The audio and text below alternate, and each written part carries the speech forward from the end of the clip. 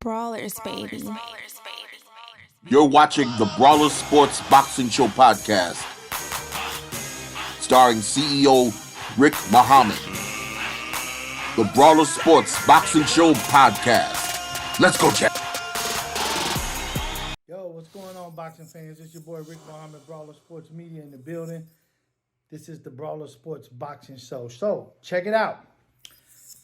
This past Saturday night, Keith Thurman took on Mario Barrios, the same guy that Tank Davis gave a hell of a performance against at State Farm Arena in Atlanta last year.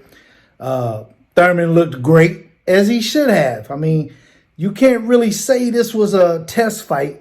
The last time he came back since the layoff, he wanted Pac-Man. I felt like he could have came back and fought somebody better than Barrios, but needless to say, they did what they did. They booked this fight. The fight happened. He looked like $1 million, like he's supposed to came off and look like.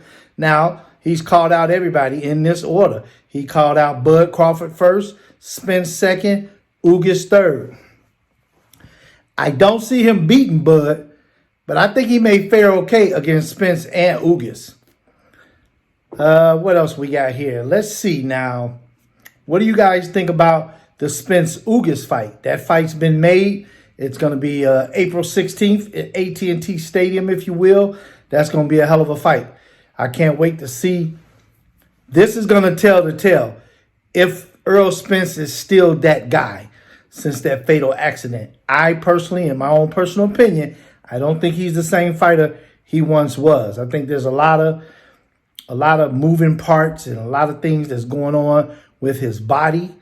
From that accident and tumbling and twisting and turning and being ejected out of that, I think it was a Ferrari he was in.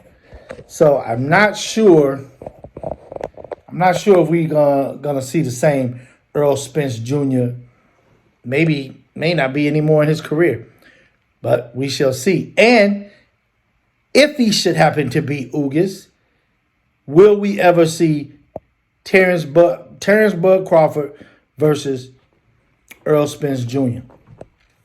That fight, be that as it may, yeah, it's always, these are the fights that the fans want to see. But that particular fight is a fight that the fans, in my opinion, I don't think they will see for the simple fact that the money's not going to be there.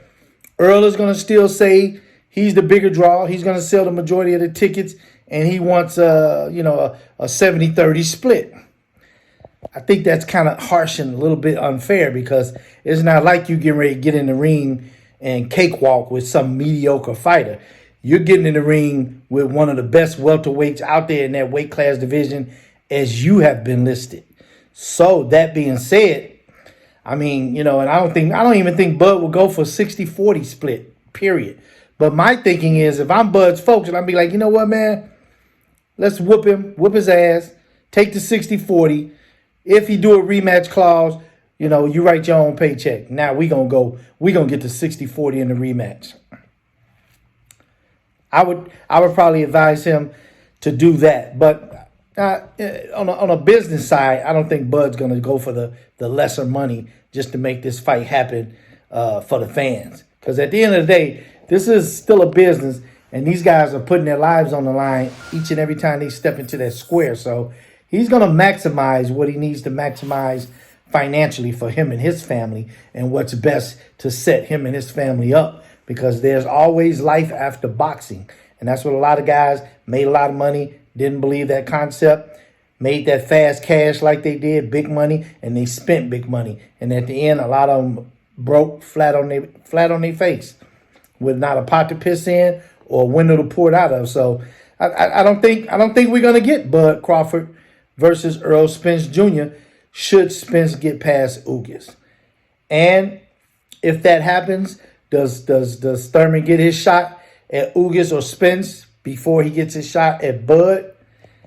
I don't know. We shall see. And here's the thing: even if Bud becomes a mandatory for Errol Spence, I don't see him budging for that either. Saying, hey, I could be the mandatory all you want. The numbers aren't there. The money isn't there. And then they're going to still argue the fact that Spence is the bigger ticket seller. That's what PBC is going to say. Hey, we the one putting out the gate. We selling the gate. We selling the most pay-per-view homes. So why shouldn't we ask for a bigger cut of the pie? And Bud just ain't going to go for that. Because it's just not good boxing business for him. And he's not no cake walk or walk in the park. I mean, shit. You talking about Bud Crawford here. It's just gonna be hard. The first and the only man to make Showtime Sean Porter's dad and corner stop the fight. Because they already knew where Bud was going with this. Bud was already on a roll.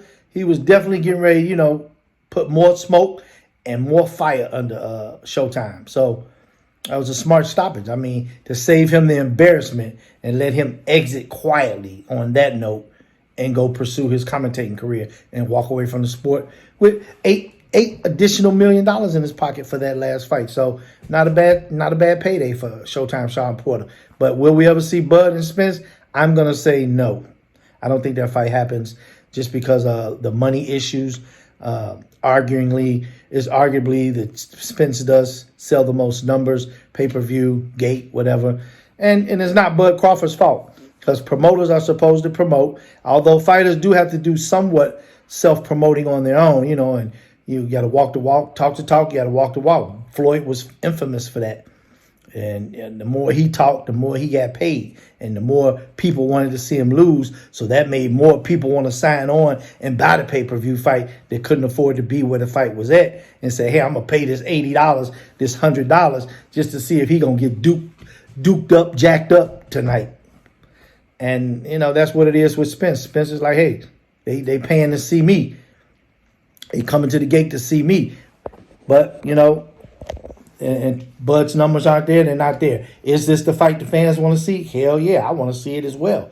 I mean, hey, I think this is a big mega fight. This would be the Ray Leonard, Tommy Hearns 1 and 2, Hagler, Duran, and Benitez all in one fight. This would be a mega welterweight fight, But we shall see. Never say never, right? Well, that's it for now, guys. It's your boy Rick Mohamed, Brawler Sports Media in the building. This is the Brawler Sports Boxing Show. Stay tuned. We'll be popping up soon. Let's go, champs.